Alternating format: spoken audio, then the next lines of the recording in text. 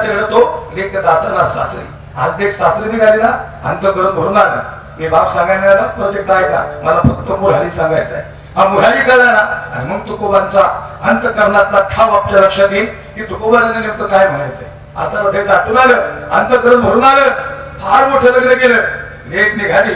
सजना हो खरं सांगतो बाबा, मी 35 वर्षाची पोरं मोठ्या लढताना बघितल्या. 35 वर्षाची. मला काय झालं? काय नाही म्हणजे महाराज लई कष्ट केलं बापाने. म्हणून मग आता काय नाही, मला शेवटची आंघोळ घालायची. म्हणलं घाल ना. गाडीवरचं पाणी बापाच्या अंगावर पडलं नाही पोराच्या हातून. आज सगळी लोक होती आणि मोठ्या मोठ्याने ढसा पोटवलं होतं. मला महाराज बाप दिसतो का आमचा? असाच नाही लय संघर्ष केला बिचारी, सगळं केलं आमच्यासाठी. बघा खरं सांगू का, इथं बसलेल्या बऱ्याच जणांचे अनुभव असतील. चांगले दिवस आले की आमची माणसं निघून गेली. बघा चांगले दिवस आले, आयुष्यभर कष्ट केलं, सगळं जितल्या तिथे केलं. पोरं म्हणते महाराज आता बाप पाहिजे होता, आता चांगले दिवस होते. मी खरं सांगू का, ये पेड़ बूढ़े हुए ये फल नहीं दे सकते लेकिन इनके प्यार की छाव जरूर देते. प्रेमाची सावली देणारी माणसं आहे, यांना उठावर व्हायला मी जपणं फार गरजेचं आहे. ह्या कीर्तनातून लक्ष नाही का, मी फार महत्वाच्या मुद्द्याला स्पर्श करतोय. हृदय दाटून आलं, अंतःकरण भरून आलं. आता मात्र समजत नव्हतं, गडव्यातलं पाणी मुलाच्या हातून बापाच्या अंगावर पडलं नाही. मला काय झालं? मला महाराज आयुष्यभर वनेरवरच बघितला बाबा, आज शेवटची काळी पडलेली पाड बघितली.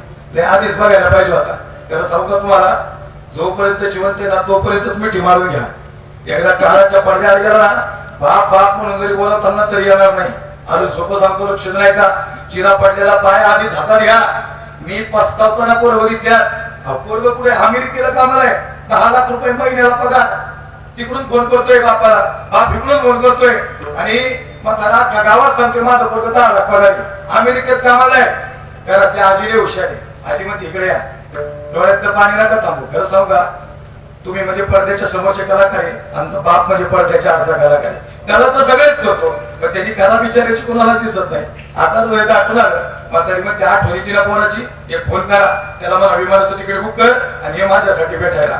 एक सांगता बाबा, जर पोरग विमानाचं तिकीट बुक करून आला असतं ना, पुढचे 10 वर्ष म्हातारा जगलं असतं. एक अंतःकरण त्याचं दाटून आलं होतं, त्याला आठवण आली होती. आज फार मोठं लग्न केलं, एवढं मोठं लग्न मुलीचं केलं. पहिली गेले सासरी गेले भाकरी थापायला बसली. 1च मिनिट राहिले या विषयाचा. भाकरी थापायला बसली, भाकरी काय जमाना. सासूबाई म्हणजे हे सुनबाई, आणि आईने भाकरी शिकायला नाही का? तसं नाही सासूबाई, सगळं जमतो मला. आणि मग 8 दिवस झाले गंमत बघती, दाराकडे बघती, डोळ्यात पाणी येते. काय बघती?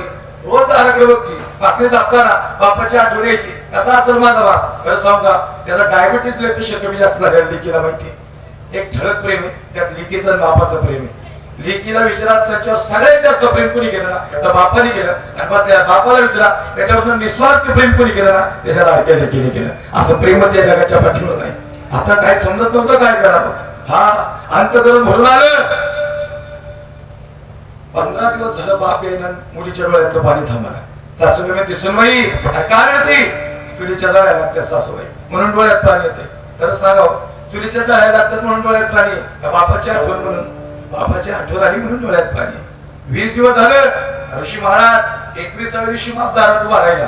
आता मात्र हृदय समजू ना काय करावं. धाडकन पोरगी उठली, बापाने आवाज दिला, बाई येऊ का घरात? आणि गडकरून जाऊन बापाला मिठी मारली. जशी मिठी मारली ना, बाप तो कशा बाहेर दिलं, लोक जागले नाहीत का?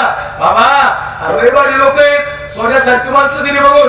पण काय झालं माहितीये का, 8 तास कष्ट करणारा माझा बाप आता 12 तास कष्ट करा असं म्हणून आठवण आली. सांगा ना बाबा, तळपायला कुणी तेल लावलं, दुसऱ्या मिनिटाला तेलाची वाटी घेऊन बापाच्या तळपायला तेल लावलं.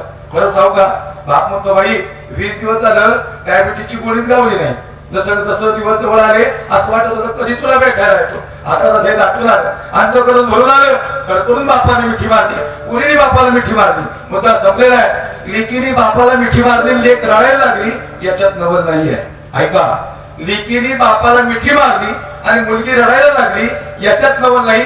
तर तुमचं मातृत्व हळव आहे, तुमच्याकडे जिव्हाळा आहे, तुमच्याकडे प्रेम आहे, तुमच्याकडे वात्सल्य आहे, तुमच्याकडे आत्मीयता आहे, तुमच्याकडे संवेदनशीलता आहे. तुमच्या डोळ्यात बापासाठी पाणी येणारच आहे, पण बापाच्या डोळ्यात मुलीसाठी पाणी येणं दुर्मिळ आहे, दुर्लभ आहे.